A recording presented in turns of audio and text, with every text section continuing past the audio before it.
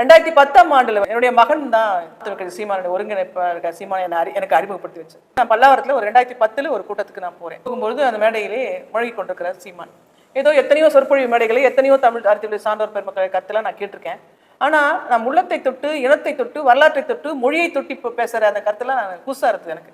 அந்த சினம் எனக்கு வந்து பாவேந்தர் பாரதிதாசன் சினம் மாதிரியே இருந்தது. ஒரு பக்கம் பாரதியார் சிந்தனை மாதிரி இருந்தது. நெஞ்சு பொறுக்கிறதுலேயே இந்த நிலை கட்ட மனிதர் நினைத்து விட்டால் சொல்றதும், கொஞ்சமோ பிரிவினைகள் ஒரு கோடி என்றா பெரிதாமன் பாரதி சொன்னது கருத்து, தனியொருவருக்கு உணவிலையில் ஜகத்தினை அழித்திட வேண்டும் கருத்து, பாவேந்தர் பார்த்தா கொலைவாளனை இடராமிக கொடியோர் செயலாருவேன்னு சொல்ற கருத்து. இதெல்லாம் நான் அங்கே ஓடப்பராகி இருக்கும் ஏழையப்பர் உதயப்பர் ஆகிவிட்டால் ஓடப்பர் உயரப்பர் எல்லாம் மாறி ஒப்பப்பர் ஆகிவிடார் உணரப்பான்னு சொல்லி சொன்னார் இல்லையா பாரதிதாசன்.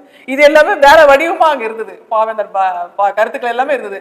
இவன் தான் நம்ம மொழி இனத்துக்குரிய அவர் வந்து தமிழ் தேசியத்தினுடைய இது நாம் தமிழ் கட்சியின் ஒருங்கிணைப்பாளர்னு சொல்லிக்கிறாரு. ஆனா எங்களுக்கெல்லாம் அன்றே அவர் வந்து எனக்கு தலைவனாகத்தான் அறியப்பட்டார். அதுக்கு பிறகு எங்களுக்கு தெரிந்தது தமிழ் தேசிய